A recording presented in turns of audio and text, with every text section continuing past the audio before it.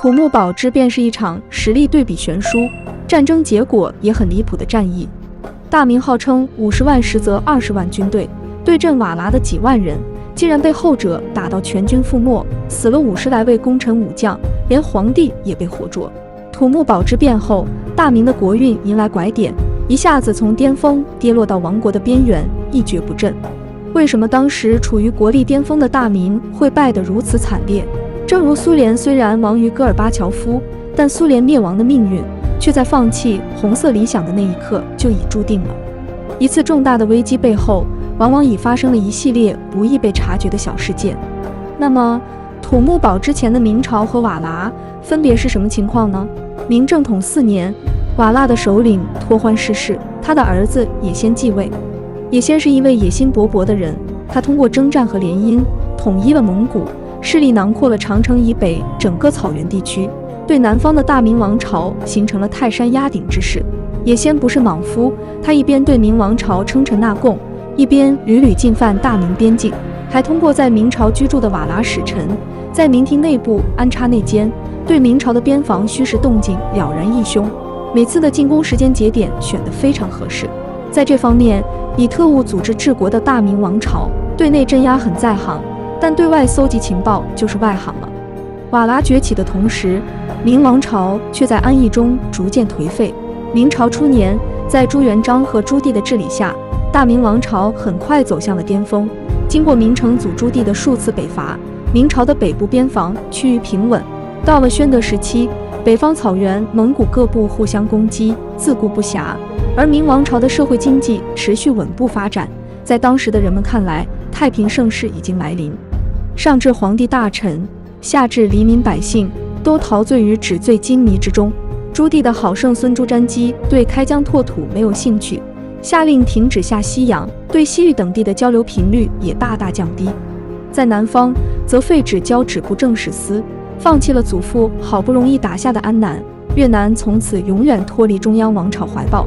宣德10年，停止巡视努尔干都司。从此，大明王朝对东北的统治一步步弱化，也为200年后满清的强势崛起创造了条件。明宣宗对外政策上进行缩编，逐渐产生了严重后果。一方面使瓦剌做大，树立了外敌；另一方面，内部的安逸之风泛滥，兵备废弛。明朝的武备废弛到什么地步了呢？宣德8年年末，山东巡按张聪到辽东巡视才发现，130人的军额只剩下了老弱5人，缺额率高达96%。责问领军军官，却说都干别的差役去了。当时甚至连山海关这样重要关卡都只有5、6人驻守，不难想象内地的守备如何。另一隐患就是将领的素质下降太快。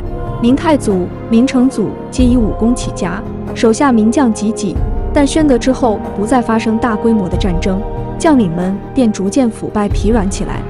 加上军纪不正，恶风盛行，严重影响了战斗力。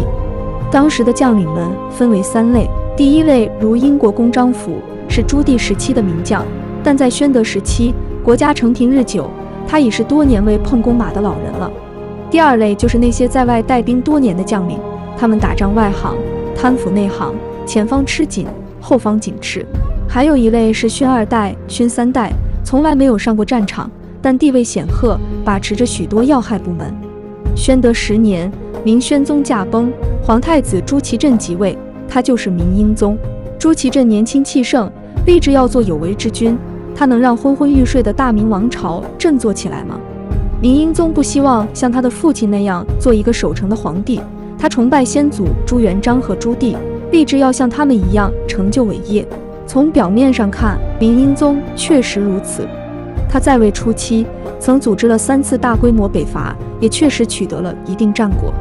明英宗做的第2件事是重新下西洋，这一点也有一些永乐遗风。明英宗做的第3件事是大规模介入南方战事，史称陆川之役。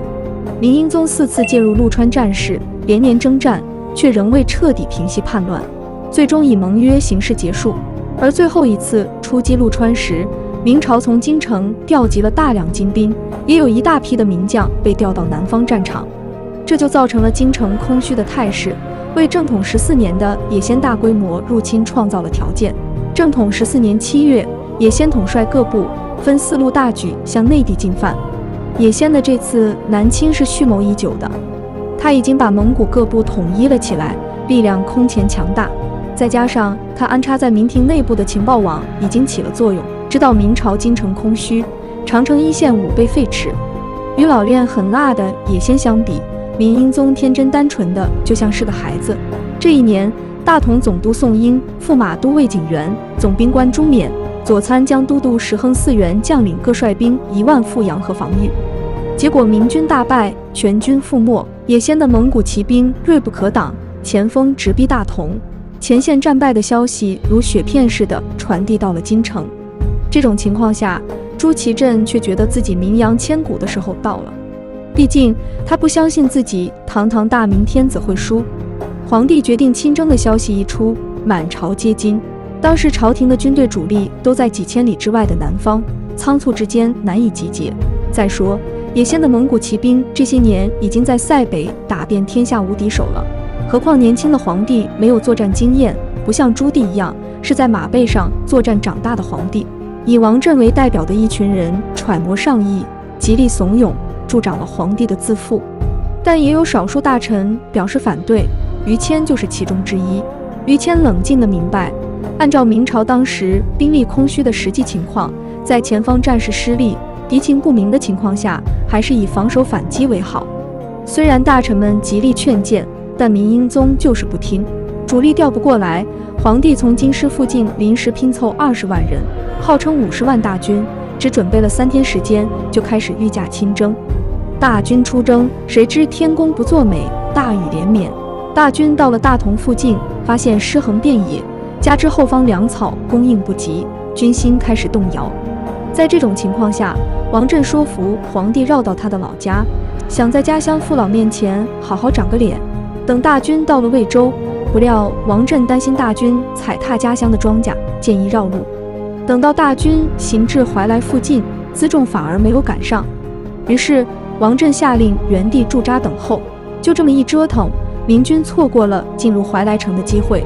瓦剌大军终于追上明军，在土木堡将皇帝等人困住，掐断水源，明军陷于死地，军心动荡。也先这时假意议和，引诱明军取水，饥渴难耐的明军士兵纷纷离开阵地取水，阵型散乱。瓦剌大军趁机发动突袭，数十万明军全军覆没。混乱中，护卫将军樊钟在皇帝身边用锤将王振锤死，曰：“吾为天下诛此贼。”皇帝朱祁镇被俘，英国公张福等50多名大臣战死。土木堡惨败的消息很快传到了北京，满朝文武争论着逃跑路线，有人主张往南京跑，有人主张往四川跑。几乎所有人都觉得大明要亡国了，准备逃离北京城。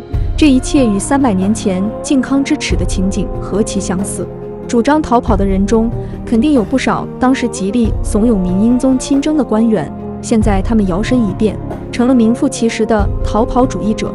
这些当时口口声声要为国而战的人，真的要拼命的时候，想到最多的竟然是家里那些私产，想的是怎么样逃到南方去，躲过这场灾祸。在大明即将覆灭之时，有一个人勇敢地站了出来，扶大厦至江青，挽狂澜于既到。他是谁？他就是当初极力反战的兵部侍郎于谦。面对众多大臣南迁的建议，于谦斩钉截铁地说南迁的人该杀。历史就是这么的有趣。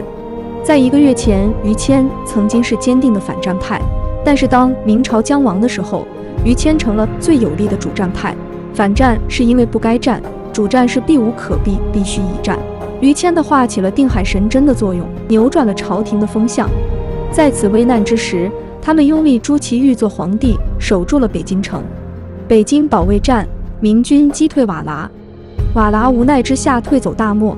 于谦的壮举挽救了大明王朝的命运，使得明朝避免了重蹈北宋的覆辙。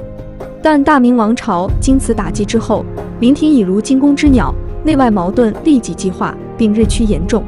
明朝的统治由此开始一步不回头地走向了下坡路。通过这场战役，我们可以发现，明朝的惨败是有原因的，这是明朝内部矛盾长期积累的总爆发。而坐在庙堂之上的明英宗和王振们却不知道这一切，仍然做着大国美梦，把打仗当儿戏。孙子曰：兵者，国之大事，死生之地，存亡之道，不可不察也。战争从来就不是一件小事，它关系着一个国家的生存，一个民族的前途，必须高度重视。